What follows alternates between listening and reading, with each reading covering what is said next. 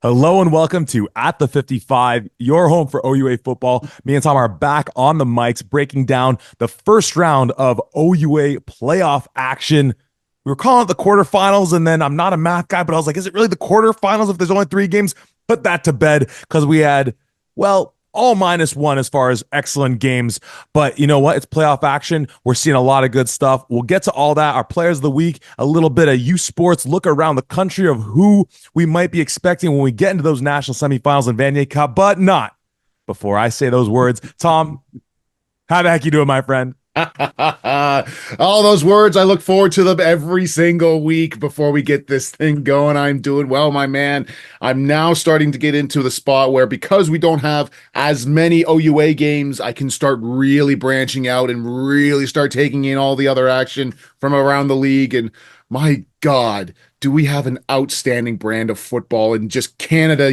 Canadian university football is phenomenal. And anywhere you look right now across the country, whether that's CanWest, the OUA, RSEQ, or the AUS, it is some fantastic football. And I'm just so happy to get into this time of year. It certainly is. And as I start to peek around the conferences like yourself at this time of year and see all that great football, it makes me think, man, oh man, would I love to do what we do for the OUA for all those conferences. Hint, hint, someone pay us. Let's start with our players of the week, starting on the offensive side of the ball. We're going to give a shout out first and foremost. And Tom, it would be irresponsible for me to do this shout out. It must be yours truly, or yourself. That's not the right word. Tom, who's the shout out going to on this one? uh, uh, the shout out of the week. Well, I know who the offensive player is going to. I don't know who the shout out of the week is going to, my man. Did I mix things up? Yeah. Okay, I mixed things up. So I'm going to give a shout out then to Keanu Yazbek for getting 176 and a touchdown, 14 carries. It's early morning stuff going on here on a Sunday. Tom, who's the player of the week going to on the offensive side of the ball? Shout out to Yazbek in the Western Mustang run game. No, hang on.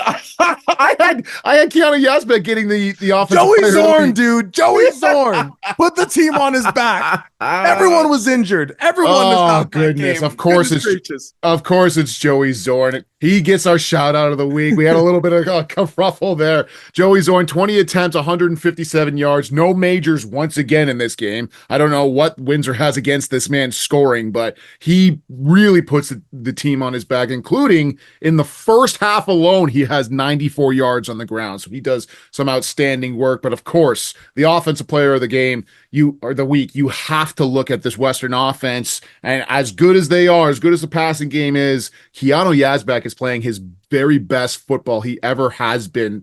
14 rushing attempts, 176 yards in a major on the day. He is just outstanding at what he does. His vision is there. He doesn't have any fear running over people. He is playing his best football right now. He gets our quarterfinals player of the week. Lock it in. We're calling it quarterfinals. Now, defensive player of the week, we're going to our Guelph Ottawa game, a game that we were watching live, but due to technical difficulties, maybe it was the little bit of rain that came down partway through the first half. There's no box score. We're going off of our eyes, off our intuition. Where are we going with this one, Mr. Sterling? Because of everything that we saw, and we really saw some fantastic work from this young man, we are going with number 91 for the Guelph Griffins, Robert Keys Wilson. Like you mentioned, we don't have the official box score in front of us, but to me, it seemed like he at least had 2 sacks, maybe 2 or 3 tackles for loss. He seemed to be living in the Ottawa backfield and really doing some outstanding work there. So Robert Keys Wilson gets our defensive player of the week. Absolutely. For special teams, we're going to a guy that, despite falling on the losing side of the ledger, along with that monster in the backfield of Joey Zorn, was carrying the scoring weight. Well, again, as you mentioned, Joey Zorn, I think he's allergic to the end zone. He's an American. I think it freaks him out how big those end zones are. Guy who, along with Joey Zorn, was carrying the offensive weight for the Windsor Mustangs in a game where, I know we'll get to it, and you brought this to my attention. Again, shout out to our guy Brett Hedges for passing along this info to you, that Windsor was down Claudia Amusin, Colby Ginn, Nick Domovsky, Leon Talbot, Robert Springer, Waby Mambo, a few other guys I think in the mix as well, but a game where they were so banged up, and that we see Danny Skelton get injured in the first quarter. Shout out to Joey Zorn, but special team wise to our guy in Brady Litster, the man who has the annual at the 55 game-winning field goal. I think it's a tradition now to all kickers. Maybe we'll make a little, I don't know, plaque we'll send out their way for the kicker who hits a game-winning field goal from at the 55. Campbell Fair from last year. Brady Lister for this one, and a game in which there is a combined, I'm not going to do math, but a game in which Windsor only scores 19 points combined with the 22. Figure that out for yourselves, folks. He goes 4 for 4 on field goals, adds the extra point on the Chris John touchdown, 13 points. We knew this was going to be a beat 'em up, just rock fight of a game. With some of those injuries, it was maybe a little uglier than we even anticipated. But shout out to this kid. He's been nothing but consistent. And we talked a little bit just at that Guelph game, starting to think about who we think some OUA All-Star possible winners might be. And this might be a kid. We'll go through the other names and have to really filter through because there's some great kickers in this league. But he's a guy who had a hell of a season. Tom, I don't know if you want to add on to that one as well. No, he not only does he score the amount of points that he did, but 2 of his 4 field goals come from 50 yards plus. Yeah. One of them from 50 and then his long of 51. Now we know that he's kicked a 55 yarder, so 50 and 51, that should be nothing to him. But I don't know if it was the same in Windsor. Obviously, we were out in Guelph and it seemed like it was bad in Western, but the wind that we were experiencing in Guelph was wicked. And from what I saw in Western, it was the same thing there. So I'm not sure if it traveled down the rest of the 401 to affect them down there in Windsor. But regardless, even in the best case scenarios, hitting 2 from 50 plus is always something to note. So shout out to our guy in Brady Lidster. And I think our guy in Hedges did mention something about the win on the broadcast. So you know what? Not ideal conditions out there. And that's what's so special about Canadian football when we get to this time of the year is that that's such a major factor to play. And those are our players of the week. Let's get to the action. We're going to start with the rematch from the Evan Hillock homecoming about 3 weeks ago. The Western Mustangs hosting the McMaster Marauders, Mac making their triumphant return into the OUA playoffs, and Western making their first non-semifinal football game, like first quarterfinal game or whatever we're calling it, in some amount of time. They usually get a bye. They're pretty good at football. Tom, final score in this one was the Western Mustangs 46, the McMaster Marauders 10. This is a game where we knew coming into it, if Western were able to slow down that Mac passing attack, there wouldn't be a snowball's chance, and you know what?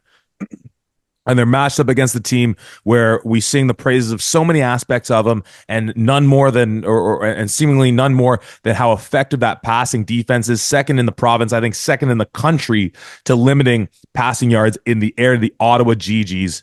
And they do a good job of that. But Tom, a game in which, and you know what? We obviously talked a bit about some of the injuries for Western. There was no Ethan Dolby. There was no Seth Robertson. So we have Keanu Yazbek, we have Marcel Phillip, we have Keon Edwards, 3 running backs getting the bulk of the carries for them. And of course, Jerome Rancourt just racking up touchdowns. Where Yazbek, as we already mentioned, gets 176 yards. My guy, Marcel Phillips, gets 90 yards on 8 carries. Keon Edwards, just reigning OUA MVP, or probably MVP from 2 years ago, gets 46 yards.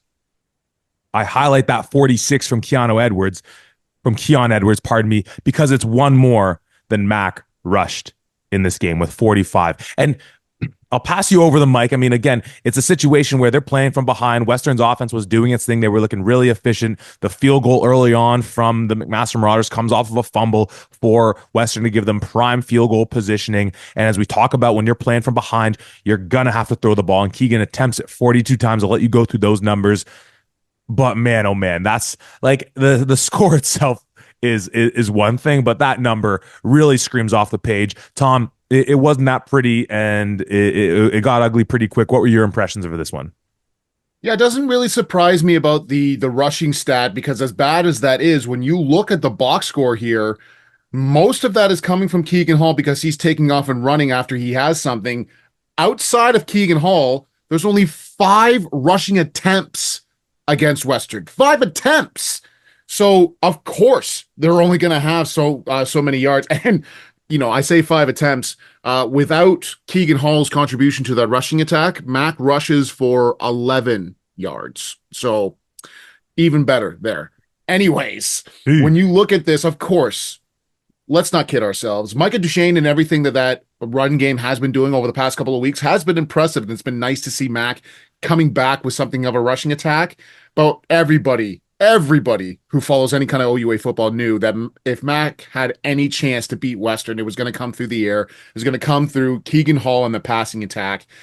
And that's what they leaned on. They didn't try anything else. They didn't even attempt really to try to run the ball because they, I think, knew what their strengths were.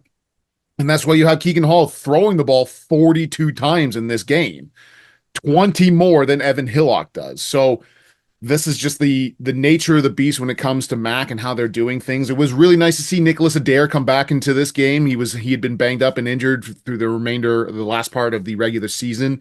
To see him getting back 5 catches for 87 yards and be the top pass catcher there was awesome to see. Obviously, Nathan Denker's getting into the end zone for the lone passing touchdown was nice as well. But I am, once again, I'm a Mac fan. I've got the Mac colors behind me as always. We knew that this was going to happen. Western has just been rolling so well, and the matchup between the two, especially when you look at the defensive secondary that Western has. I mean, I think 2 or 3 times, and I know I'm going off on a rant here, but 2 or 3 times we see Mac into the red zone and they're throwing the ball. I saw it, I think it was in the second quarter, and both of their fade shots come against Richard Adubafor. And I'm going, of all people to try to throw a fade route to on Western. Are you kidding?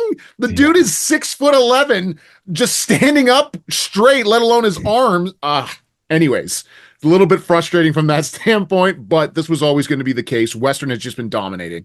Yeah, and speaking of Richard Adubafor, because it occurred to me watching going through the game, because they highlighted on the broadcast of how we saw that with Kojo being hurt and then him coming in, they moved him into the half. So he kind of has a split season, one at corner and then the other half at half.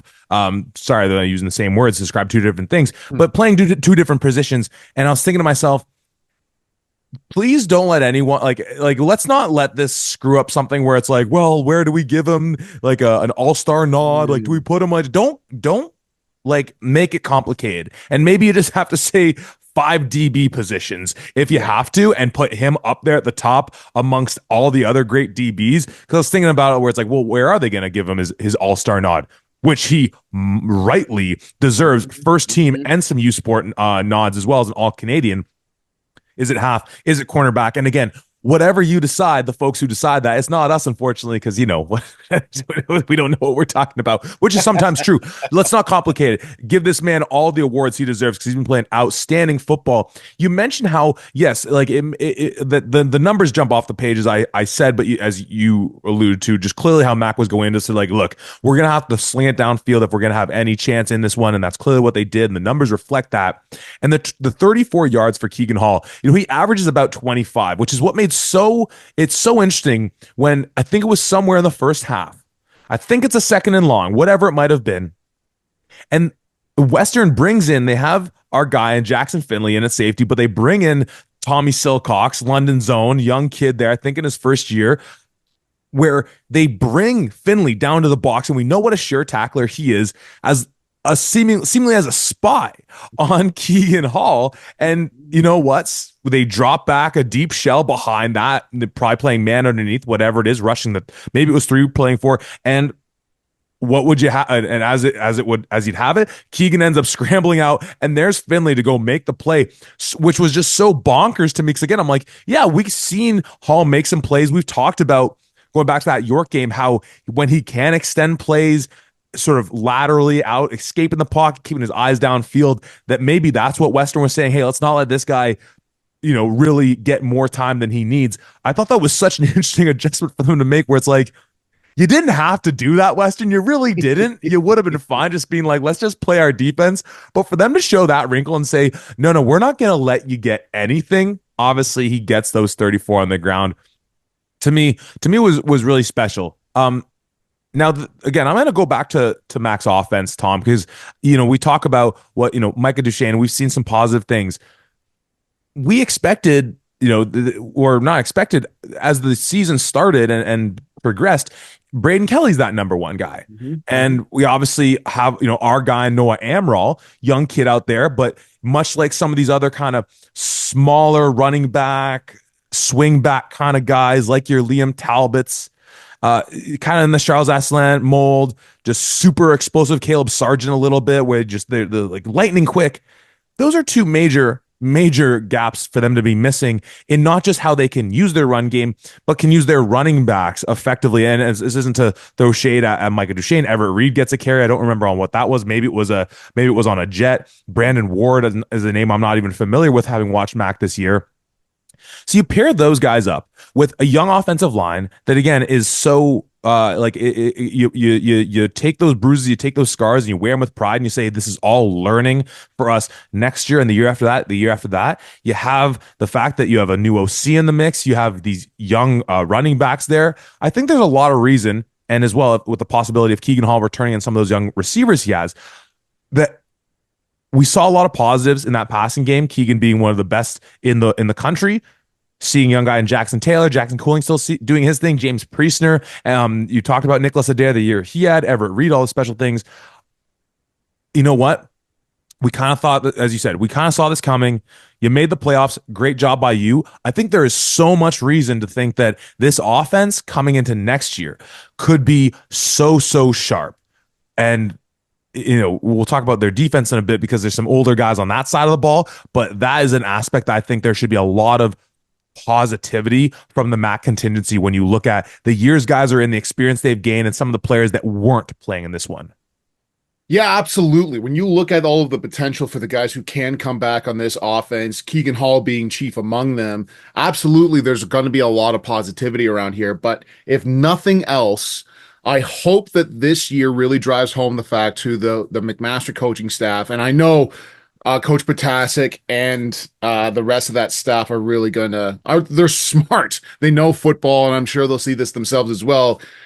Keegan Hall is one of the best quarterbacks in the entirety of USports, but you cannot win games only throwing the ball. You have to have some kind of a compliment to this young man, if nothing else, just to keep the defense honest and make sure that they're not pinning their ears back and trying to take his head off every single play. If you want to see the teams that do really well, obviously, just in our conference, Taylor Elgersma and Evan Hillock right now are, in a lot of people's minds, above where Keegan Hall is in his play style, and they have outstanding run games to complement what they're doing on the offensive side of things. So at nothing else, with another year under their belts, now this offensive line that is very young is going to have entire year's worth of game experience, including a playoff game in London, which does a lot to your confidence just right there. You are going to have to replace a guy like Taylor Burns on that offensive line, so that creates a wrinkle, sure, but the run game has got to be a priority going into the offseason here, just to complement what's going on in the offense. Because now if you have teams who are starting to worry about Micah Duchesne and where he's going and how that offensive line is moving, and then you've got Keegan Hall who's ready to rip it downfield to his guys, that's a scary offense. But right now, with just a one-trick pony, it's not going to work against the real reigning champion ponies. So I'm hoping that that's something in the future. But yes, there's absolutely lots of reason to be very optimistic about the future for McMaster. Definitely. And the play action point, I think, is great because there was I think it might have been one of their first drives where they run a play action and literally no one flinched. No one flinched. The backers are getting into their zone drops. Yeah. That D line that we've been seeing getting better and better all year long. Obviously, we talked about the return of some of the guys that have been out early in the year for them, but the consistent play of guys like Soren Hallschmidt, Connor Franzisi is a guy that I don't think we talked about all that mix, but he ends up with a half sack and 2 tackles in total. Are playing really strong. The Riley McLeod, they're giving him a half sack on it. There was one play where or maybe it was on a short yardage stuff, but again, just him doing the special things from middle linebacker that he's been doing. Obviously, Max Nixon. I'm trying to remember exactly the play. I'm pretty sure he got a sack on the day where he just straight up blew past the right tackle, like dipped the shoulder, ripped underneath, and he was right there. Like Keegan didn't even get time to get into his first read, let alone anything else. So the pressure that this team is able to deliver with those guys on the back end is really so special, and it's so scary right now. And we looked at some of the numbers kind of just like in terms of where that passing defense is. It's so hard to run the ball against these guys. And thinking forward to a week now when Guelph's going to roll into their house and try to do what Mac could. And you just think about all the ways that this Western defense can shut you down. It's really one of the most special defenses. And we could keep talking about that, but, probably about time we talk about, one, Mr. Evan Hillock, because, I just, the 17 for 22 on the day, 2 touchdowns, 258.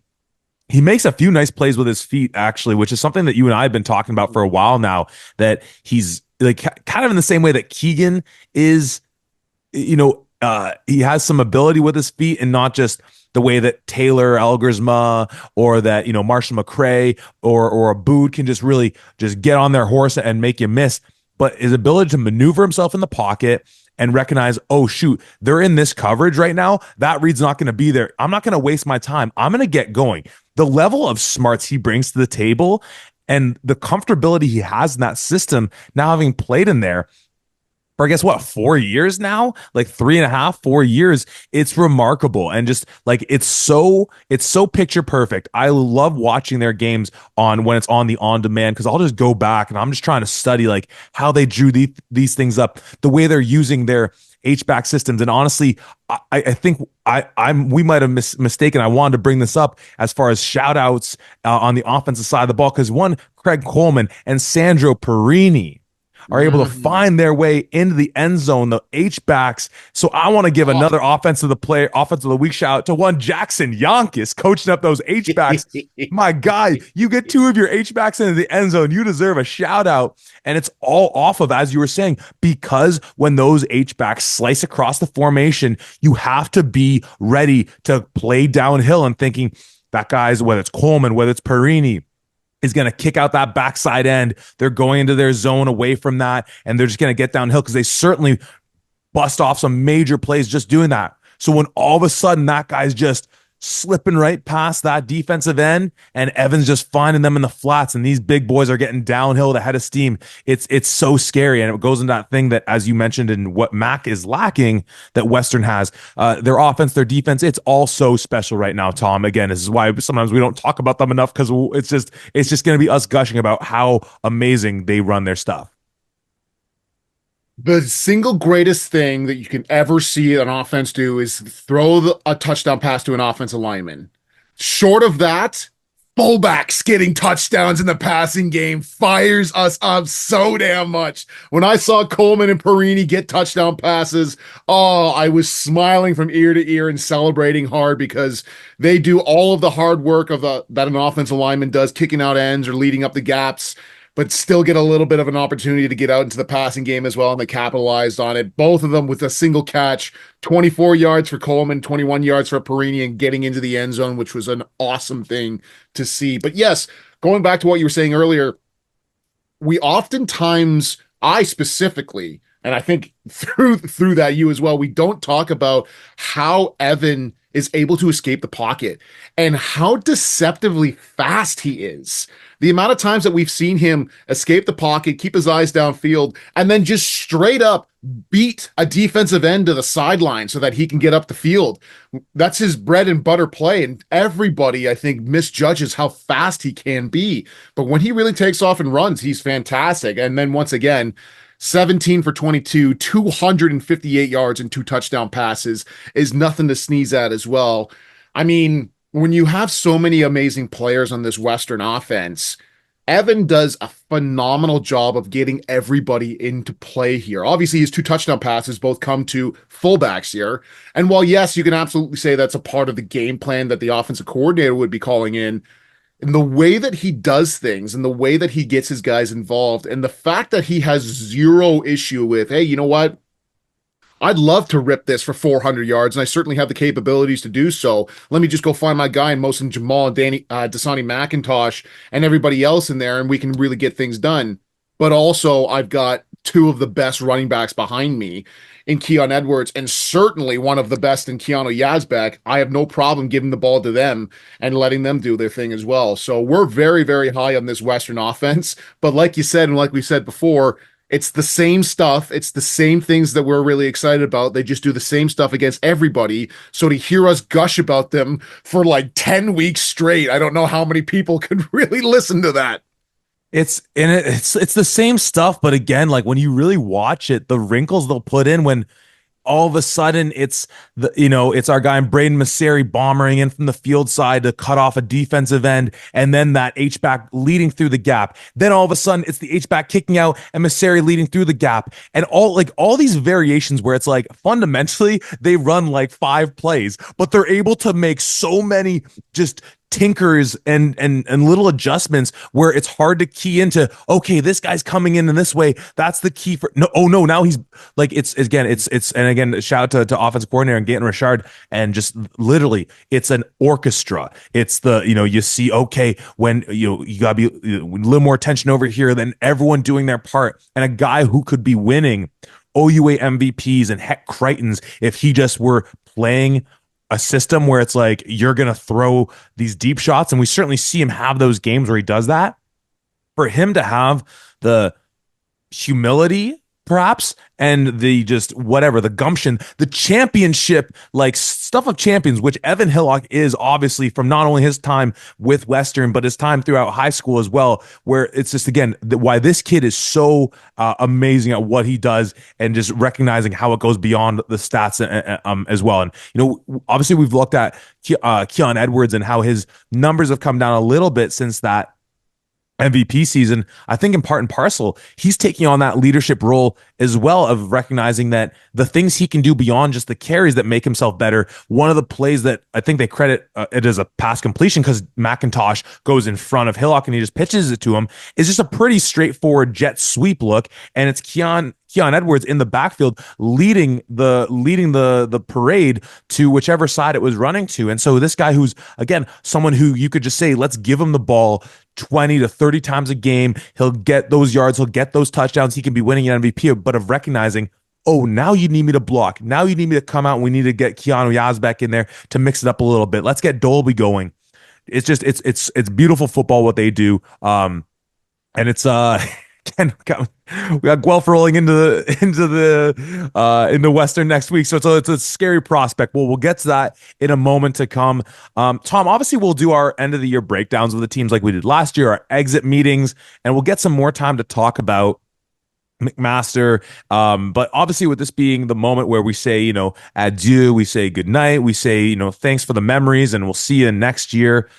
One guy, and we certainly talk about him enough, but frankly, when you look at his career, because I'm certain that we did just see his last game for in the maroon and gray, silver, gray, right? We land on gray. Number 13 and Josh Cumber. Man, shout out to you, young man. Hell of a career, from going into Western in your rookie season in a Yates Cup and taking on those giants that they had, going up against such a powerful offense, returning there to try to pull off an upset of all upsets 5 years later with your team. I loved one play where, in a moment where Evan is scrambling out and Cumber's coming down, Hillock gets into the slide, and Cumber kind of just falls on him, nothing hard or anything like that, picks him up, a little tap on the butt and everything like that. And it's funny thinking, like, yeah, Cumber's been playing games in this field since before even Evan Hillock. But back in the days when we thought Evan Hillock was going to Guelph, right? And again, I'm sure there's some other guys out there, but just again, to Josh Cumber, what a career you put together there in the maroon and gray. Yates Cup champion and a major player in that Yates Cup in 2019. So for all those things you've done throughout the career, and really being part of a tone setter with this defense that has been pretty consistent for them over the years with Coach Brady. Big shout out to you, number 13. Tom, I don't know whether about Cumber in specific or any other guys on that MAC defense or team in general, with this being the last pod before our exit meeting, we'll speak on them, but I'll give you the mic. Yeah, I love that you brought up Josh Cumber, because he has really embodied that McMaster, quote unquote, McMaster way. Gritty performances, grinding out, not caring about anything else but getting a win and giving as much effort as humanly possible. He's been an absolute pleasure to watch, and getting a chance to see him live a bunch of times this season has been fantastic as well. I know that obviously he was on the pod when you guys were doing when we were doing our off-season tours in 2019. But he's just been outstanding to see. the bright spot on a McMaster team that obviously this is the first year since 2019 that they've gotten back into the playoffs. And to see the team finally get back into somewhat of a form here to get back to 500 at bare minimum has been nice, and no small part thanks to him as well. So, hat tipped to you. You are now an alumni like I am, Mr. Cumber, and what a pleasure it has been to watch you play. On the Western side of things, just before we kick things off here, according to the announcers, who I believe Tom McConley, and I can't remember the color coordinator's I think name. it's Todd McKay. I think so, yes. Yeah. But Tom and Todd, fantastic first name there, Tom. Both of you, first off, have been fantastic to listen to. They obviously do their research before they do these games as well. So shout out to you guys as well. But they mentioned that going into this game, Seth Robertson could have gone into this one, but he was a healthy scratch to really give him an extra week here. So expect to see our guy in Robertson next week against the Guelph Griffins here. So this offense is only going to get better and better and better here. But my goodness, Western looked impressive in this one. And also, shout out to Soren Hallschmidt. I mean, we detailed him a little bit, but 3.5 sacks on the day and pressuring Keegan Hall is outstanding.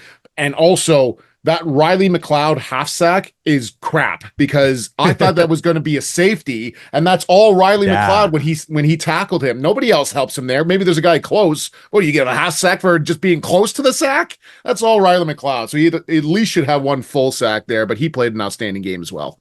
Yeah, awesome stuff from Western. Again, tip of the cap to Matt, getting back in gear, back in the playoffs. And as we highlighted, we'll detail in greater detail in a couple months' time. Some real positives that they can look forward to going into next year. We say goodnight to the McMaster Marauders. We say Western, see you next week well, I guess we won't actually be seeing you there because we'll be in Kitchener-Waterloo, but they'll be at home next week taking on the Guelph Griffins. Speaking of my Guelph Griffins, your Guelph Griffins, everybody's Guelph Griffins, they were playing some OUA semifinal, quarterfinal action on this gorgeous, somewhat terrifying weather weekend we had. Home to the Ottawa GG's. Final score in this one, the Guelph Griffins advance by a score of 26-15. And it was gorgeous, I'd say, for 80 to 85% of the game, and a torrential rain came through about partway through the second quarter that had you and I running, and everyone else on top of the pavilion running for inside of the nest. I think that's what they're calling it these days. And frankly, I think that put a damper on what we anticipated. And I think we saw the bits and pieces to validate that it could have been a very explosive offensive day. What was really interesting being there, and as we highlighted, we don't have the stats for this one, some kind of mix up, what have you, so it doesn't really matter, was that it was funny being there. And it was great being there. And just for all the reasons, again, shout out to the Griffin football for getting us access. Talking to us, a lot of the folks there, and a lot of them being like, yeah, I hear this Ottawa team's good, but they got this backup quarterback in there. Apparently he's doing awesome.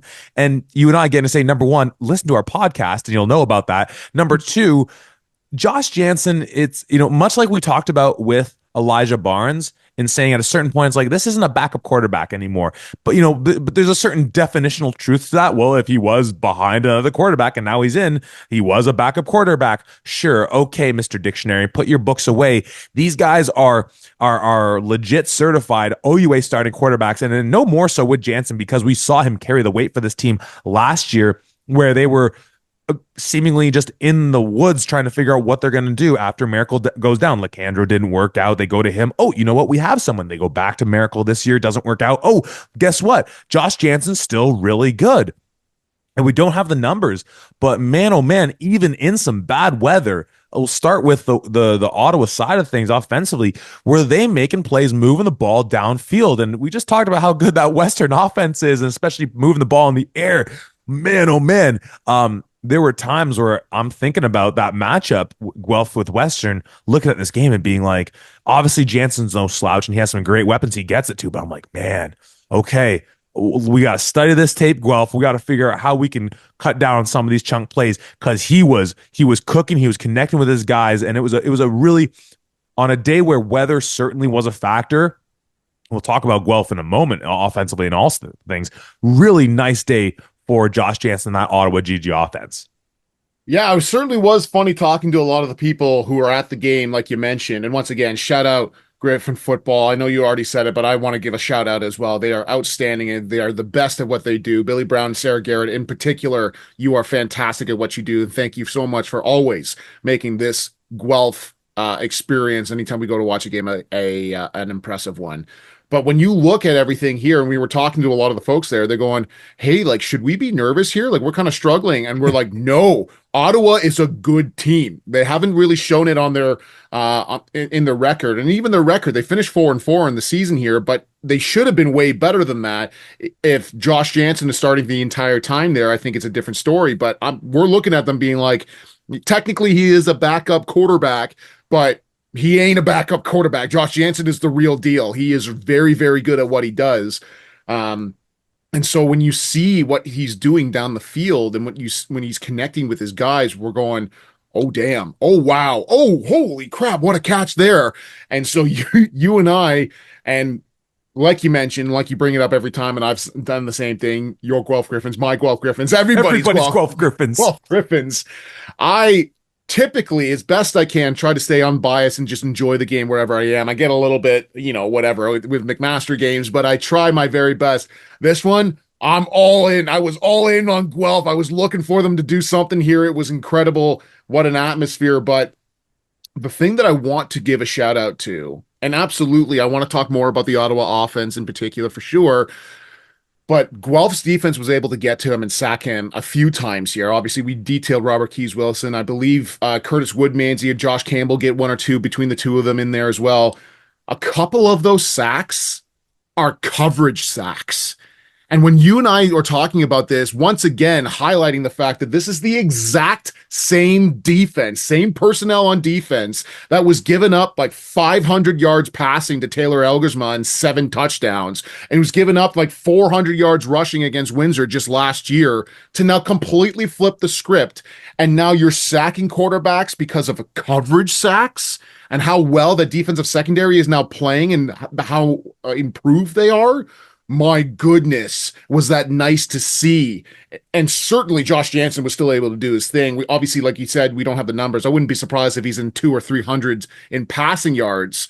But man, even the interception that happened that our guy Anthony Moore Tuzo gets in this one, popped up by Gianni Green because he breaks on the ball beautifully, and then Mortuzo dives in to get the interception and the turnover. They were playing fantastic football in that defensive secondary for Guelph against a very good and very potent Ottawa passing attack.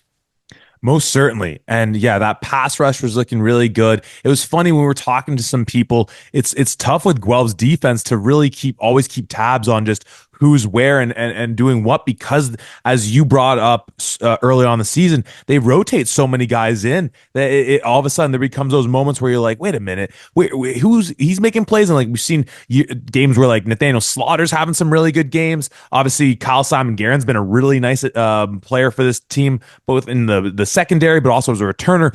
Eunice Larry's been really good for them. Anakin Guthrie, and he Anakin, the Crown Prince of Guelph. I love the kid. He made it a few times where I thought maybe my heart was going to stop in there. But so many of these guys that rotate in there in the secondary, and it's the Swiss Army knife that is Tuzo. It's really a defense where, as you mentioned, they're coming back, and it really speaks to again why we're so bullish on talking about obviously for Coach Soria winning Coach of the Year, but the ability of looking at how it's sometimes it's not the pieces, it's the way you're looking at the big picture of how you play those guys.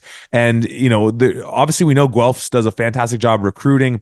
They coach these guys up really well, and then being able to put guys in the positions to have success is obviously then what makes what makes you great. And seeing a guy in Maddox Martin in there in kind of the linebacking core being like, wait, golly. So again, a really nice job by that Guelph defense against an Ottawa team. And you know what? Just to go back to Ottawa, generally speaking again, about if Josh starts the whole year for them, because they start off against Western in a game where they lose 38-11, and they had one punt, blocked, scoop and score for touchdown. I think they had another block punt. Jansen doesn't have, or pardon me, Miracle doesn't have a great game. Aslan does some good stuff, but you know what? Chalk that up to a loss regardless, right? You're facing Western. It's a tough go. Aside from that, you look at maybe Queens, where Queens is a team that I think with Jansen starting that one, because Miracle starts that one fully healthy. Josh Jansen, I think that's where we started to see Aslan get a little banged up. That might be one that turns around. And of course, the Windsor game, where that's where they make the switch and they end up almost pulling away the victory. They lose 21-18. I think it's totally fair to say that that's a more winnable game if it's Jansen going into that one thinking, I'm the starter, I'm the guy, I got my reps with my players. And all the while, we still know this is a team that didn't have Maxime Melifont for most of the year. So just, it's again, much like with some of these teams where whatever it takes to get that mojo going, it's an 8-game season that flies by like that, and it's unfortunate, I guess. I mean, it's just football. It's just not fortunate one way or the other. But when you see a team find that rhythm, and then you say, but you know what? Just again, you ran out of time, unfortunately, to be able to piece it all together.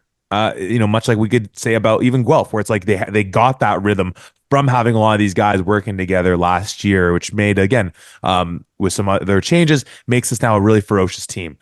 Guelph offensively, again, we don't have the numbers in front of us, but a few things. And there's a ball early by our guy Aboud where it was like, oh, that same situation where it's a little bit behind his guy. But we saw, and I think it was too, Jacob Thomas, seeing Jacob Thomas back in there, a nice additional weapon to that big three of Stevenson, of Genesis. I think Genesis. Genesis. I think we had that wrong. Our bad big dog, and of Will and Arsenault. When you add in these other guys to be able to say when all the attention goes on to those three, then having a guy like Jacob Thomas in the mix to be able to slow down that passing defense like the one they're facing in Ottawa, like the one they're gonna face in Western, I think is so massive for them. The run game was looking pretty good at times. Again, it's tough without the box score. We saw our guy in Isaiah Smith bust off a decent run up the middle. What were some of your impressions of Guelph on a day where, again, weather wasn't ideal? An Ottawa defense that's really strong in the back end more so than anywhere else, but a solid defense overall. And again, a day where they moved the ball well early. It sort of scuffled a little bit in the second half, but they did enough to get the win. First and foremost, once again, who would we be if we're not talking about the offensive line? Guelph's offensive line is the best in the OUA, and I'm going to put it out against the entire country as well. What they were doing on this day was really amazing. I mean, the run game was obviously there. We saw Caleb Sargent. We saw all three of them, really, Donovan Malloy and Isaiah Smith, was something here. But the passing game, you and I were talking about this going into this about, man, that Ottawa defensive secondary, they are outstanding from top to bottom. They're really able to do a lot of things. And then suddenly Tristan Aboud is back there going through his reads, and you and I are looking at this and we're counting 2 1,000, 3 1,000, 4 1,000, 5 1,000, and then he throws the ball or he gets rid of it, and we're going, oh my God, there's no one even close to him in certain cases. He's sitting back there looking around, making a cup of coffee, reading the newspaper, finding his guy down the middle. That offensive line was giving him all the time in the world. And now we've mentioned that if there is one aspect of the Ottawa defense that isn't as strong, it's certainly the pass rush that comes from the defensive line. Riley Hildebrand does a fantastic job in all aspects, but they don't really have a true pass rusher in that setting. But even still, even if they did, I don't know how much that would affect that, because this offensive line is playing phenomenal football. So to see that was great. I also love the decision, because we've seen Isaiah Smith at times, I think it's fair to say, struggle in certain areas about not being able to get his footing back, not being able to really rip off the runs that we were seeing from him last year, 2 years ago, most definitely. So instead, they're putting him as the fullback type, where he's now in that slot receiver, motioning into the box, taking on a defensive end or taking on whatever else. And when you've got a guy that looks like the Canadian Saquon Barkley and is as strong as he is, that's a perfect position for him, especially if he's still getting his legs underneath him in order to run the ball. And when you've got Isaiah Smith blocking for Caleb Sargent and for Donovan Malloy, that is a recipe for success if there ever was one. And then you start looking at, well, this is what Western does with their fullbacks, and they leak them out into the flats and get them the ball. Hey, Isaiah Smith, zone slice, slip the end. Here's the ball in the flats with nobody else around you. Woo-hoo-hoo. What the evolution of this offense would look like is certainly something to keep your eyes on. But I think I don't know that we really saw it. Once again, we don't have the box score in front of us to confirm it, whatever. But you and I, it was Guelph is in the red zone, probably on the 10-yard line or so, and they're right in front of us as we're looking. And the closest side to us on the boundary, it's quads to the field, and Denny Ferdinand and Willem Arsenault are right next to one another. We're going, Sick. oh my God, let's see this. And then it ends up being Tristan Boone takes off and runs for it. I think he gets into the end zone on that one. But you and I were like, oh, please throw a fade route here. We want to see this matchup so bad. The matchup between the receivers and the defensive secondary for Guelph and then the defensive secondary for Ottawa was absolutely what we wanted to watch and see.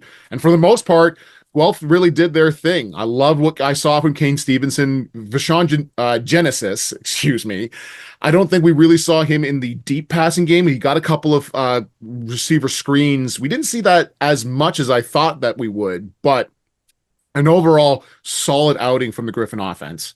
Yeah, and yeah, that was a great job by you highlighting that matchup. That was so cool just watching them get sick because it looked like it looked like it was a fade route that was run, if only just to distract from whatever else is going on. It was a beautiful job and great job by Arsenal, great job by Denny. I think that led to the 1 yard touchdown for McRae. Ultimately, I think Aboud was cut short. And what was interesting too is that in the it was going into the second half where it was like 15-4, something like that. Very much a tight ball game by all accounts.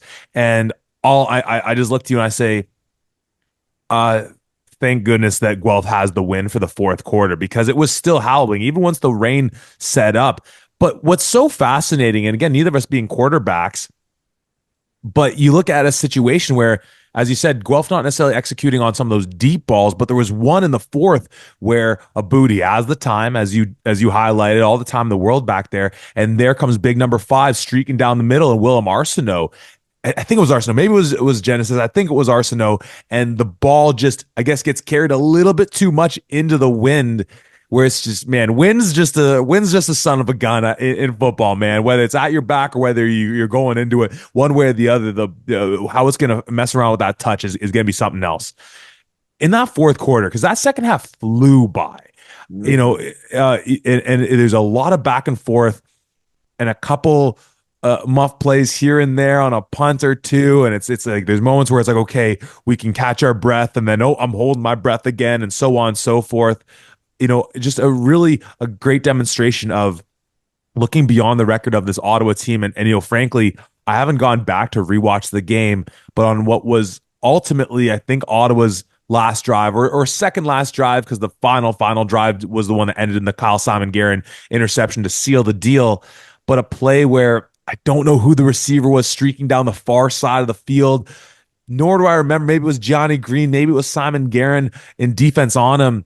I think it was Johnny. There's a safety over the top, and his hands are up, and he doesn't look back to the ball, and no flags are thrown. So I'm not complaining, but a very bang bang play where, if the decision is just, hey, look, there's a physical matchup by the two players, and there was nothing egregious, let him play. I'm certain on any other day, any other official crew, that someone could have read into that to say that could have been a flag, which would have kept that drive alive. And so I'm not saying it was a bad call. I'm not saying whatever. I'm just saying it was that kind of bang, bang play where I would have been frustrated if it was called a penalty, but I would have had to accept that. So just again, what a great job it was by Ottawa, and some tense moments. What an atmosphere it was.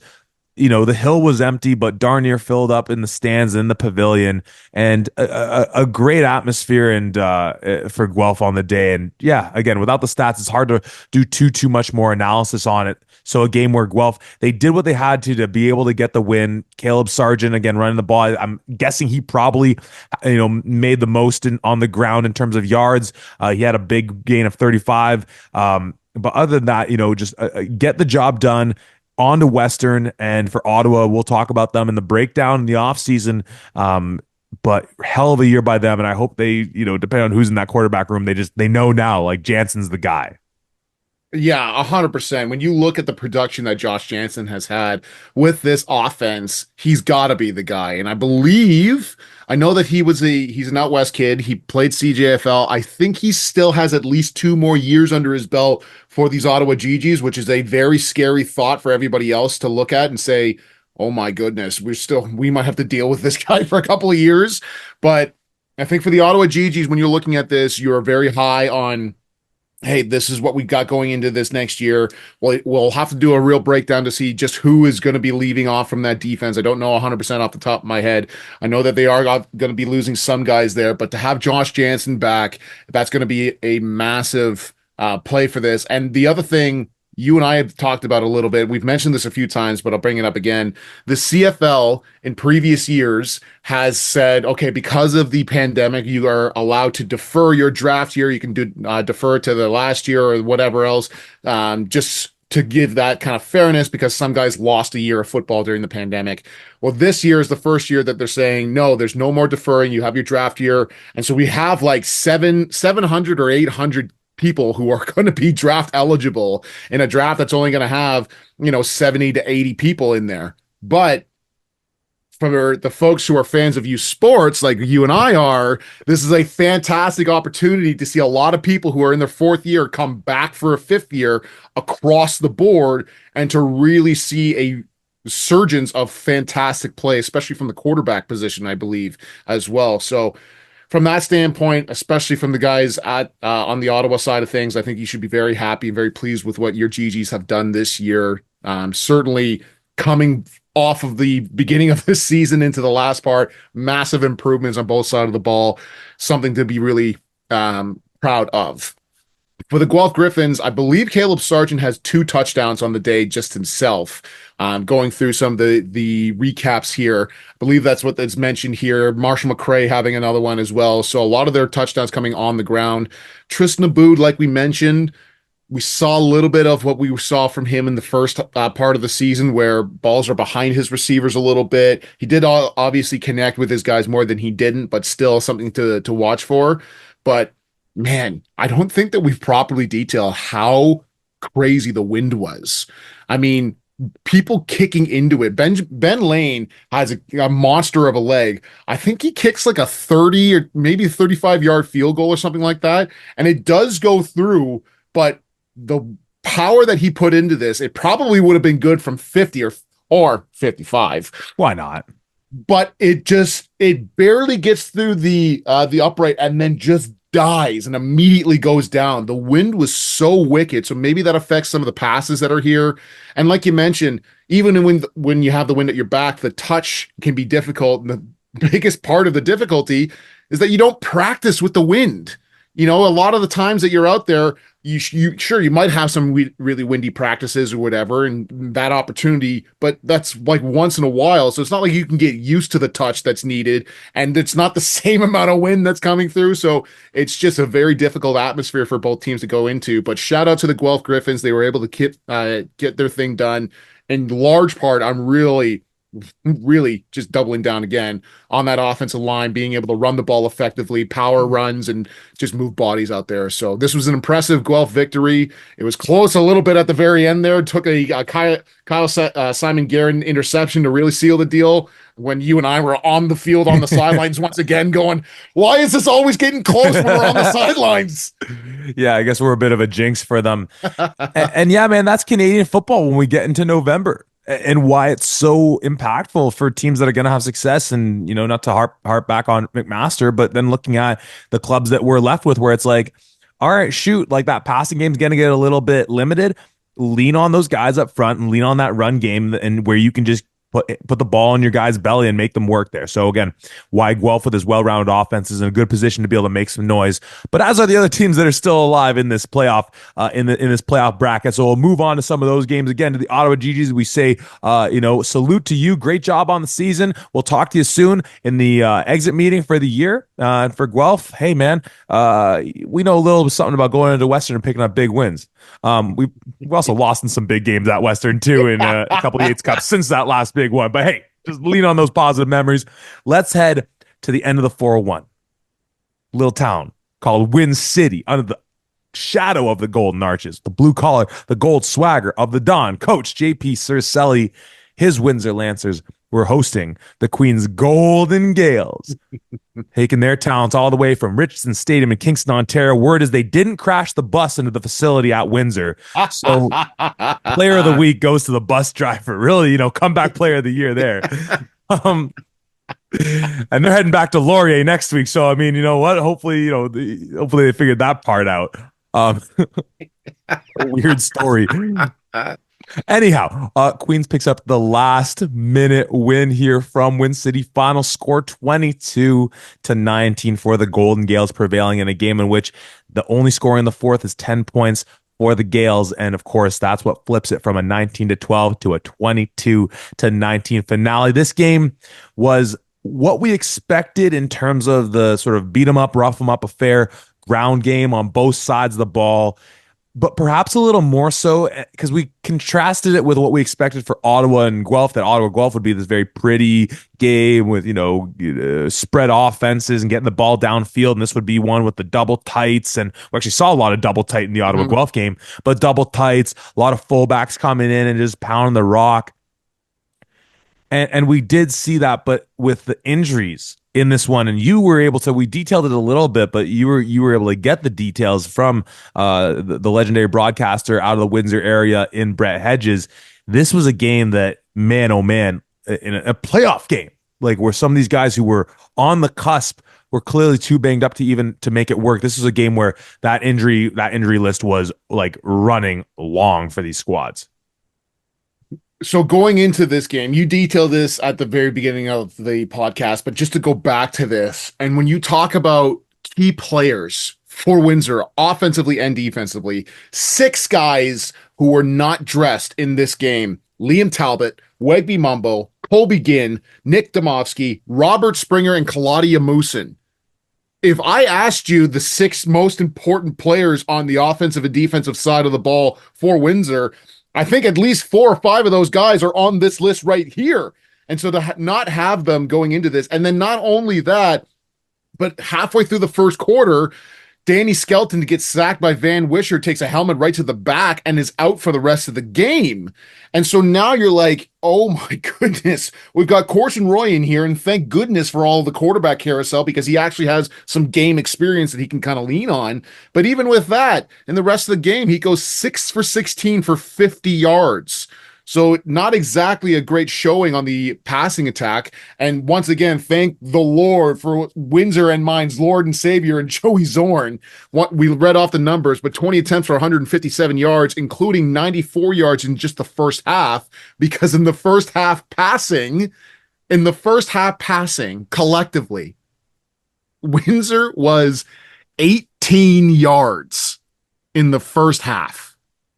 And so how they were able to get up and how they were able to do their thing, obviously that really goes back to the run game and what they were able to accomplish. But at halftime, it's 13-9. And Windsor obviously gets the 2 extra field goals in the second half, and Queens is really where that comes off. But my goodness, when you look around, you say, this is not going to be a real pretty game offensively, especially from the passing attack.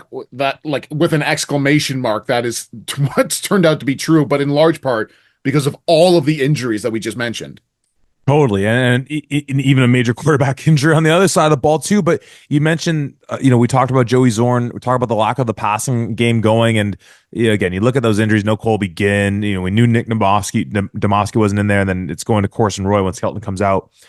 For Joey Zorn to put up 157 yards, their total offense was 209. He accounted for 75% of the yards they had in this game. That's stupid. And then you look at, again, a guy in Brady Litzer getting 13 points of their 19, partly why we're giving the shouts to those young men for their performances on the day. On the Queens side of the ball, it was Anthony Leo again, and we don't see. Actually, I'll check the participation list. I'm assuming Vreeken wasn't dressed on this one. And then in the fourth, he goes down. And Russell Weir, the guy who'd been returning kicks for them, taking some short yardage handoffs and doing a great job of that, who we saw face the Windsor Lancers as the starting quarterback last year when they were trying to figure out what's our freaking backup plan. Well, they're back to that one, but now it's also the Anthony Leo backup plan. He comes in, goes 5 for 8, 93 yards, and throws the game-winning touchdown, a touchdown which unfortunately nobody saw because for some reason the stream cut out right at the last moment where Queens is driving, and it's a crazy back and forth moment where Windsor concedes the safety after being stuck deep in their end, and partly why just that Canadian football is just so awesome. Where there's a Queens drive where they end up kicking a punt, they punt it away where they're around midfield, and you're thinking, man, like yes, there's a lot of time, but like there's not that much time. But you just know they're thinking an absolute sicko punter and driver here. I was about to say Adam Driver. Matt Driver is not a movie star. Maybe he is too. I know he's a soccer player. We have an absolute sicker punter in Matt Driver. He'll pin him deep. We have a disgusting defense. This offense hasn't done snuff all day long, aside from what Joey Zorn can produce. They force the turn. Pardon me. They force the safety. Queens gets the ball back, and now they're driving. And I'll let you take over because part of it is where it cut off on the stream, or maybe I have a drive mixed up because then there was the drive where Queens shuts the door on Windsor at midfield with the three and out. Let me let you take over because, again, and shout out to the legendary broadcaster and Brett Hedges out of the Windsor area for giving you some of the notes that we missed. The end of this game, as kind of ugly as the totality was pins and needles, edge of your seat. If only we could have seen it. Maybe this is what we get for not making the drive down to the end of the 401 all year. So maybe it's the football gods punishing everyone because of our misdeeds here. But Tom, end of this game got pretty exciting.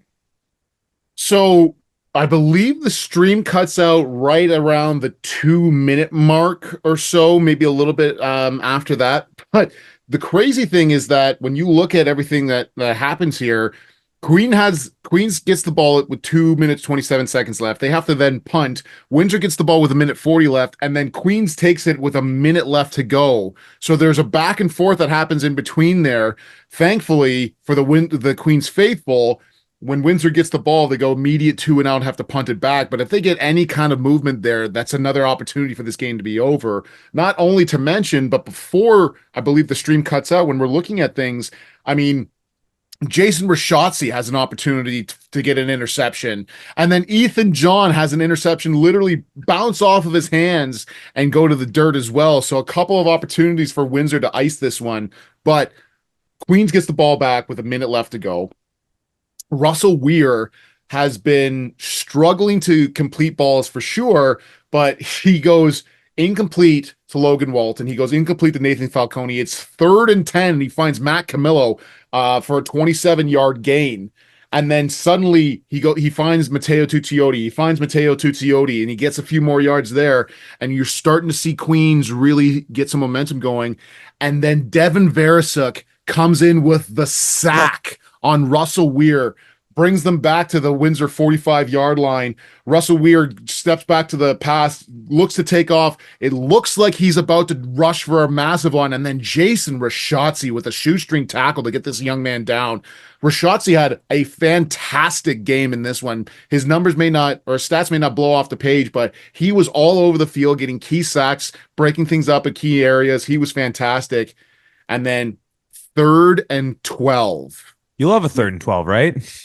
You love a 3rd and 12 with roughly 10 seconds left on the clock. Russell Weir, it's quads right with Logan Walton as the lone back on the backside. Russell Weir loads up, throws a ball up, and Logan Walton times it up perfectly, jumps up in the midst of 2 other Windsor defenders with the catch to seal the game. And then getting the 2-point conversion to James Preston is good, and it's 22-19, and the game is over.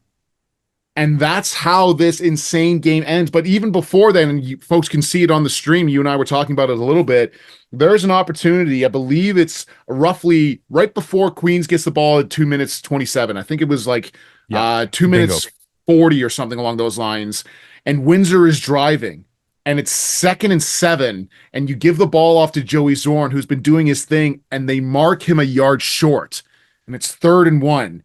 And realistically, with how well they've been doing things, with giving the ball off, if you get this first down, Windsor, the game is probably over. And Corson Roy goes, and it's a quarterback sneak, but Corson Roy is bouncing it out to try to find a gap.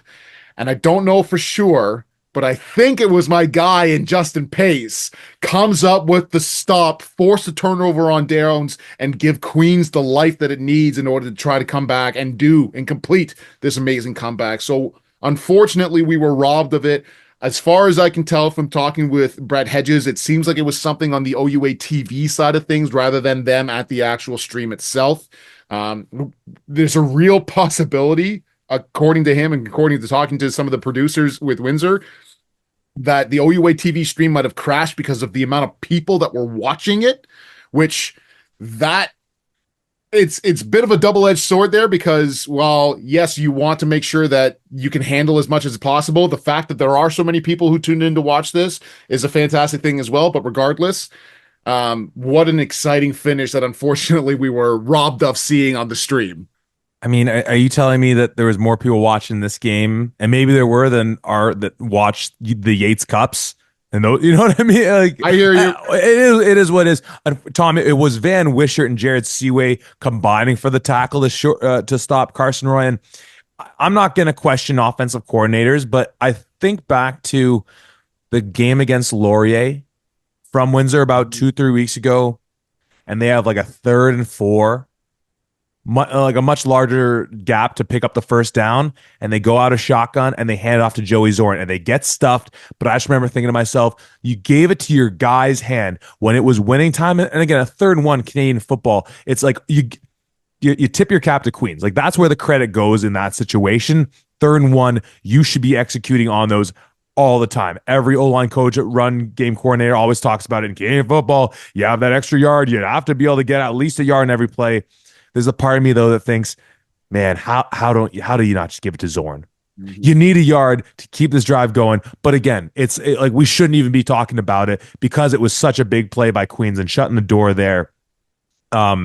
Yeah, that then leads to that's what leads to a bit of a back and forth between the two clubs, culminating in that final drive that Weir's able to put together. And just what a day for that young guy in terms of just the back and forth nature of this year, where he's returning kicks with Ian St. Arnaud, and the year he's been having, a guy where I believe I think his old man played football for the Queens Golden Gale, so he's a Gale, he's true blue, whatever you want to call it. And so huge day for him. And, Logan Walton, I mean, obviously we've talked so much about Nico Cuomo, Nathan Falcone and the run game, but, shout out to him and shout out to, of course, Coach Nez on the day. In the run, Jared Kasari, it was weird because he has a fumble early on in the game. I'm trying to remember when exactly it occurs. And I don't know if maybe he got a little dinged up on it. Like, we know that ankle's been a problem for him and he just needed to take one out. But, his next couple series, he's riding pine, where that's a bit of a pretty hard measure by a coaching staff if that's the response you have for, like, hey, that's the church's money, whatever analogy you want to use of like fumbling the ball, and all of a sudden your best player isn't getting carries because he only gets 12 attempts for 58 yards in a game that's so back and forth, so nip and tuck. Anthony Leo, before he goes out, he goes 16 for 25, 152 in the air, so nothing incredible, but it doesn't do anything to put you in a position to lose, though he's obviously not making major plays. It seemed like an odd thing where it felt like almost a whole quarter, Kasari's just not getting touches. And, it's not like they had like a big running game going. Otherwise, they just seem to be going to the air a little bit more. Russell Weir gets 4 carries, just trying to make something happen. He's a great athlete from almost like a wildcat situation. Leo runs it 3 times himself. Quamo and Adams get a carry. So it's not as if they were going to another running back in there. It just seemed odd in a game like this where that, for all intents and purposes, we had the impression you're healthy on that O-line. Kasari knows it's winning time, it's playoff time. And maybe I'm reading too much into it of the fumble happens and then we didn't see him for a bit. It just seemed like odd time in a game that you knew it was going to probably be low scoring. Time of possession was going to be a big deal in this one. And, it's the difference of like 2 minutes and change in the time of possession. Just seemed odd that it wasn't a bigger day for him. Obviously, compared to what Zorn did, they clearly just recognize that, hey, being down our preferred guy at quarterback and some of our weapons, we're giving it to our best guy at running back. It was a bit odd that Queens didn't just play from the similar playbook. Yeah, very interesting to see that, especially with, Anthony Leo like we talked about a few times, has been playing solid enough football and been smart with the football as well. But I mean, he is a backup quarterback at the end of the day. And now he finishes 16 for 25, 152 yards before he goes out. No touchdowns, no interceptions, sure. But I have to assume, regardless of a fumble or not, if Jared Kasari is healthy, that he is still your bell cow and you're still going with him. So to see them, at least for a little bit of time, switch that up and to not go to him was certainly a little surprising, for sure. But even with that, Kasari on the day finishes with 12 attempts for 58 yards. So this Windsor defense really did a great job in stopping that. And what I will say is that received text and messages from, I want to say, 4 or 5 different people that said Windsor are frauds and saying, oh, look at this, they Yikes. lost to this and whatever else. When you look at, they lost this game by 3 points. It came down to a very last second touchdown, and 7 guys who are starters on this offense and defense were out of this game. It's very hard for me to acknowledge, yeah, Windsor are frauds or anything. They played an outstanding game of football. Joey Zorn is the real deal in a team where Queens, with the best defensive line in the OUA at bare minimum, you're saying, okay, Danny Skelton has not thrown a touchdown pass since September 21st against Ottawa, which is a long time, especially now that we're considering this game happened on October 26th. So he hasn't thrown a touchdown pass in that game. Corson Roy has come in a couple of times. He hasn't exactly done some really outstanding things. And Nick Domovsky is probably still injured as well. So it's safe to say, even if all 3 of those guys are healthy, they're going to be leaning on the run game. And Joey Zoin still goes for 157 yards on the ground. Like you said, 75% of the total offense in general. So this Windsor offensive line did a great job handling the defense that was coming at them. Joey Zorn rushed and did his thing. Christopher John obviously finds the end zone as well. Is Windsor ready to compete with the top tier of the OUA right now? No, I would say not. I would say not. With the quarterback play that's not Oh, I there, see. I see. you know what I mean? With the quarterback play that's not there, I don't think that they're quite ready. But find a solid quarterback. Doesn't even have to be an all-star, but a solid quarterback. And with the run game and the defense that you have there with you, if Liam Talbot is also healthy, like this is a very scary Windsor staff or Windsor team that I truly believe is right there. Obviously, they weren't able to get the job done here, but don't sleep on Windsor. Anybody who has to go down to the end of the 401, I don't care who you are, that's going to be a tough game. And if Windsor can start getting into a spot where they're hosting home playoff games and potentially earning higher and higher up so that they're either first place or second place and all roads have to go through Windsor, that's a very scary thought. And that's certainly something that they are building towards. They're still missing a key quarterback in order to get them there. I think if Nick Domovsky is healthy, maybe that's certainly something that could be changing. But as of right now, anybody who calls Windsor frauds, I don't think that that's the case whatsoever. Yeah, and I think a healthy version of this team, and that including Nick Domovsky, I Mm-hmm. think is a team that is competing because we literally saw that last year with the Momos taking out Laurier in Kitchener Waterloo. And I'll tell you one thing, I don't think Laurier is upset with this outcome. Mm. Obviously, you look at how banged up Windsor is, and you say maybe you'd rather have a Windsor team that's it's hurt like this. But I have a hunch that some of those Laurier guys are like, you know what? Give us those tricolor folks coming from Richardson Stadium. We'll take them on again and do what we did last time. And that offensive line again for Windsor, Owen Mueller, Jackson Morgan, I can't obviously as 2 of the sort of dominant figures on that line, losing George Una from last year. But at some point during the game, I remember Hedges mentioning that one or might have been both of them going down with injury or having to play out of position. So you do all that and you still have your guy in Joey Zorn rush for what he did. Queens comes in this game knowing stop their run game, you stop them dead in their tracks. That's what you have to do. You have the best front 7 and you let Joey Zorn do what he did. And at the end of the day, it darn near cost you, if not for a Hail Mary play by your 3rd string quarterback, and not to take away from Russell Weir. So whether it's from the Queen side of things or from anyone in the OUA to look at this Windsor team and say, hey, what is it they're doing? All these types of things. You pray to the football gods and thank the football gods that they weren't a healthier team, because this is a fearsome foe for you to have to deal with. And again, just that point on with these 2 clubs, how similar they were on their approaches and the fact that Windsor was able to slow down a guy who, you know, folks, myself, we're saying might be an OU MVP candidate at the start of the year, and Jared Kasari, were able to limit him so forcefully, and yet Windsor was still able to get their run going. When you know on both sides of the ball, again, it's that joke with the Spider-Man meme. These two teams came in with probably the same darn game plan. Backup quarterbacks, run games that are as good as any other, strong defenses, all these types of things. And maybe this leads us to a nice little reading in the tea leaves of some social media posts because there's a bit of a chicken and the egg thing going on here. They say imitation's the finest form of flattery, so on and so forth.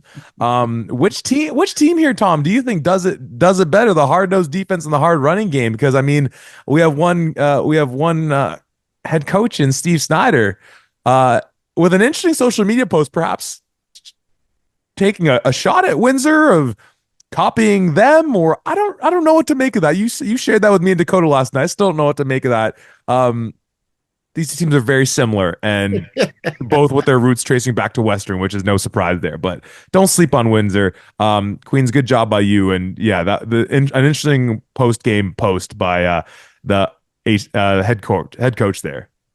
Yeah, he doesn't outright say anything, but the quote that he uses, imitation is the highest form of flattery, from Oscar Wilde, was just something. It seems like there's something there. It seems like there's something there. I don't want to create problems if there are none, but I was just looking at that like, this feels like it's a shot at somebody some way. And you and I were detailing how similar both of these squads are playing right now. So I don't know 100%, but yeah, just something in there that I thought was a little interesting. But certainly when you look at what these teams were able to do and the fact that Queens was able to come back into this game and really get this thing done, that's an incredible shout out to them and how they were able to come back in this one. It is something of a poetic justice that Queens lost to Windsor in the first game of the season and then was able to come back in Windsor and Beautiful. redeem themselves from that standpoint and to get that W, which was an awesome thing to really see here. But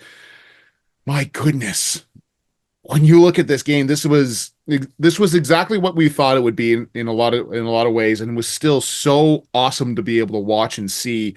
Once again, shout out to our guy in Brett Hedges. He does a fantastic job calling the games all by himself, and we appreciate you so much for the constant shout outs that you give to us on the streams. We really can't tell you how much we appreciate it. It goes a very long way, especially with two guys who are trying to get the word out that we do everything we can for the OUA and promoting this game. So we appreciate you, Mr. Hedges. You do an outstanding job as well.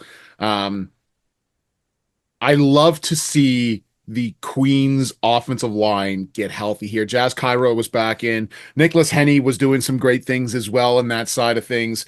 The interior of the O-line, they were doing some special things as well against that admittedly a banged up Windsor D-line, most definitely. But once again, I still stick with the fact that Justin Pace is my favorite linebacker to watch. A very close second has turned into Jason Rashotzi for everything that he has been doing. Devin Varasic is a fantastic as well, don't get me wrong, but Rashotzi, in the way that he's making plays, the energy that he brings to that defense, I have loved watching him play ever since he got the chance to start. I believe it was like 2 or 3 weeks ago when the injury happened. So shout out to Mr. Rashotzi in this one. What an outstanding game and an outstanding season that he had when he got his opportunity. Most certainly. And yeah, across the board, like Ethan John, Devin Versuk, obviously no Robert Spurrier, no Claudia Musin, Demir Tagani on the in the middle there, really doing a strong thing. What a great defense. And there's a few folks when we were in Guelph talking about, wow, Ottawa does a really good job of bringing in some of these CJEP guys. Hey, geographic proximity is an advantage that you have to take advantage of. And Windsor is the gateway into the U.S. for all those players that they're bringing in. And frankly, if anyone has a problem with it, you take it up with the USports. There's nothing that Windsor's doing wrong. They're saying, all right, here we are at the end of the 401. Let's take advantage of that. So shout out to them. Shout out to the guys on the recruiting trail. Shout out to, again, the university's athletic social media page and whoever put together that ad that is just again the blue collar gold swagger and yeah, great year by them. Again, we'll talk about them in a little more detail when we get into our off-season exit meeting about them. And for Queens, Tom, I love that you paint the picture of them exercising the demons of they pick up the loss, but they lose in the first week. They pick up the win here. Well, they're going to look to rinse, lather, and repeat on that recipe when they head back into Kitchener-Waterloo to take on the Laurier Golden Hawks, a place where they lost by 30 a few weeks back. But a team in Windsor lost by 30 or so to Laurier last year, went back there for a playoff game and came like a hair's breadth away from being able to pick up the road victory to seal their stamp their ticket to the Yates Cup. So we'll see what Queens can do, and hopefully, yeah, it's a bit of a smoother drive getting into the stadium than from what we heard that happened last time when Queens went to Laurier. But that's a wrap for the first round of OUA playoff action. Again, to set up our semifinals, we're having the Guelph Griffins head to London, Ontario to take on the Western Mustangs, and the Queens Golden Gales heading to Kitchener-Waterloo to take on the Laurier Golden Hawks. As we mentioned, we'll mention it again, we will be live and direct from Kitchener-Waterloo for the Laurier Queens game, doing a game day live from the field. I assume me and Tom will talk about it a little bit. That means we're not going to do our proper preview. That is the preview. So make sure you're tuning in for that. So that'll be spectacular. It hurts my soul to think that we're not going to Guelph and Western, but again, what a great opportunity we've gotten. And shout out to the folks at Laurier for giving this opportunity. We are a week away then from the Yates Cup, which means we're 2 weeks away from USports National Semifinals, which means as we set up at the jump, this is the time of the year where Tom looks into his crystal ball and shares with you all the spectacular things going on around USports and the other conferences. I think for today, we're really just going to give you a bit of the look and how the standings broke down, the playoff matchups in the AUS, RSCQ, and in Can West to give you a bit of a sense of who we might be facing and who might be duking it out when we get into national semis and towards that Vanier Cup. Tom, the floor is yours, Senator. I appreciate it, my man. We're going to start from west to east, starting off in the west with a decisive victory over the UBC Thunderbirds this past weekend. Manitoba has secured the #1 spot in Can West. And when you talk about, yeah, it's really important to have home field advantage, there's no other conference where you can say how important it is to have home field advantage than it is in Can West, because that means that you don't have to hop onto a plane and fly to other spaces here. So Manitoba locks up first place. UBC locks up second place.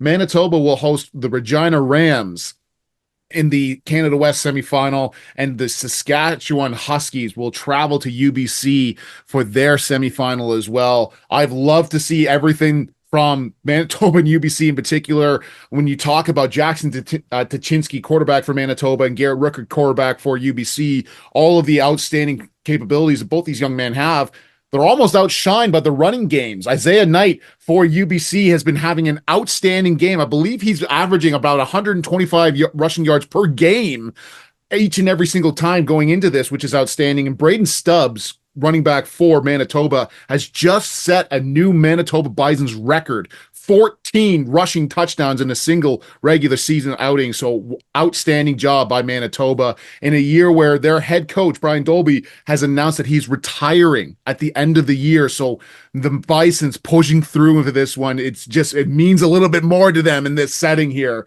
So it's really outstanding. I've loved everything that I've seen from this Manitoba squad. If you have any extra time, go check out Can West football. I promise you it is worth it. We've detailed everything that's going on in the OUA, so I'm going to skip over the OUA and go into the RSEQ. First place go to the Laval Rouge et Or. They finished first with the Montreal Carabin in second. We have a very nice change of pace. The McGill Redbirds are in at third, and the Concordia Stingers are in at fourth. So Concordia will be traveling to Laval and McGill traveling to Montreal to play in their semifinal games. Laval and Montreal are obviously the two teams to beat. I mean, both of them. Laval finishes at 7-1. Montreal finishes at 7-1, and McGill, the next one to them, is 3-5. So it's the gap there is very real, and it is very apparent. But outstanding football being played. Anytime that Laval and Montreal play against each other, it is must-watch football, arguably the best in the entire country that is going on here. Arnaud Desjardins has really found another gear. He is playing some fantastic football. Jonathan Senecal is still the guy to see. He's the former Heck Crichton winner, Vanier Cup champion from last year with Montreal. But this matchup is, I really, really like it. McGill's quarterback has actually been playing some outstanding football as well. Concordia, let's not forget, just last year beat the reigning Vanier Cup champions in the last game of the regular season. So they have some potential there. I think we all know who's most likely to go into the Dunsmore Cup, but still some outstanding play from there. And then lastly, going into the AUS, Bishops has finished first in the AUS with an 8-0 record. St. FX finished in second, the first time that they've lost in the regular season in about 3 or 4 years here. So certainly something to be watching for. Acadia will travel to Bishops for the AUS semifinal, and St. Mary's will travel to St. FX in this one. Bishops has been playing some fantastic football out there.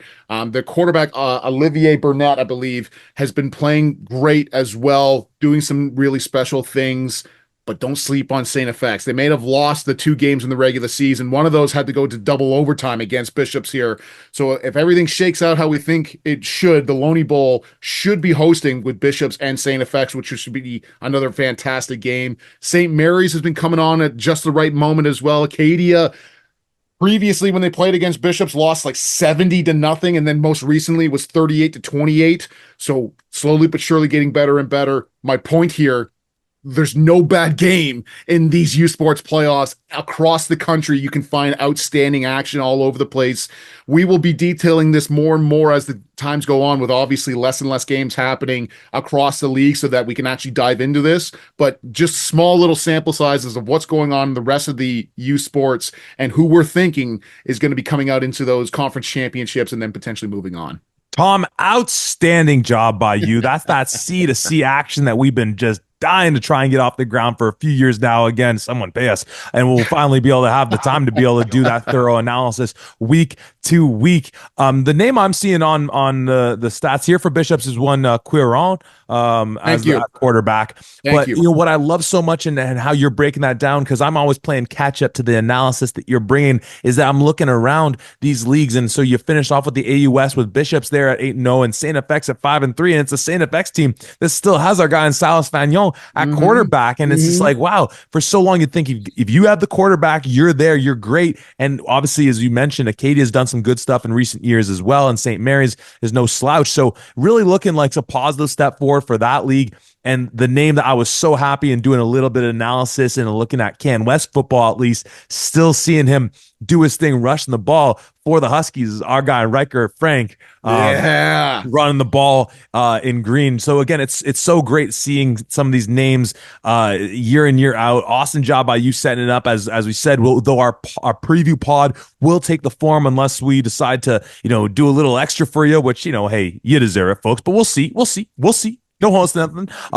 We'll continue to keep you abreast to everything going on in the other conferences, so that come those semifinals, those national semifinals with UTEC and the Mitchell Bulls, and into the Vanier Cup, hosted in Richardson Stadium in our lovely province of Ontario, in Kingston, Ontario to be specific. You will have all the information that you need to be able to go into those games, knowing who's who, what's what, and who's going to come out on top of the 2024 Vanier Cup champion. But we are a few weeks away from that. We have the OUA semifinals a week away from the battle for the Yates Cup, the most vaunted trophy. And let's just go ahead and say all of sports, because why not? It's our podcast. We could do what we like.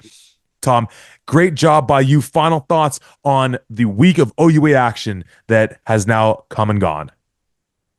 Outstanding play by all the teams that are here. We're finally starting to see some of the best games possible. All of these teams playing at a very high level here. We saw a few of the Laurier players at the Guelph game here catching it, which is where we found out the story of the Queens bus driver apparently running into the Laurier building and breaking a window with the bus. So that was a little bit of a hilarious notion right then and there. But to see those guys catching the game was obviously great, and saying hi to them. But across the league, this is the very best. Laurier and Western certainly setting the standard of, if you want to get out of the OUA, this is the level that you need to compete with. I think Guelph is getting right there. I think if Queens can stay healthy, they're getting right there as well. This is going to be top tier matchups going into next week. Like you mentioned, we're going to be live and direct from Laurier on the field to do a game day live properly. Tune into our YouTube channel where we will be there live and direct once again. But my goodness, you can't miss any of the action here. If you can, get out to London, get out to Laurier. We would love to see you guys live in person in Kitchener-Waterloo to catch this one. But my goodness, this is the best football that we could possibly imagine after an entire regular season of outstanding football. It's the great parody of the fewer teams we get to enjoy, the higher the stakes go, and the more high leverage these games become. Tom, I can't wait to be there with you in Kitchener-Waterloo, watching Queens versus Laurier, keeping tabs on the Guelph Griffins traveling to the Western Mustangs and seeing who we're going to get in this year's rendition of the Yates Cup. So you'll see us in Kitchener-Waterloo setting it up, and if you don't catch us there, you'll hear us breaking down those semifinals right here at the 55.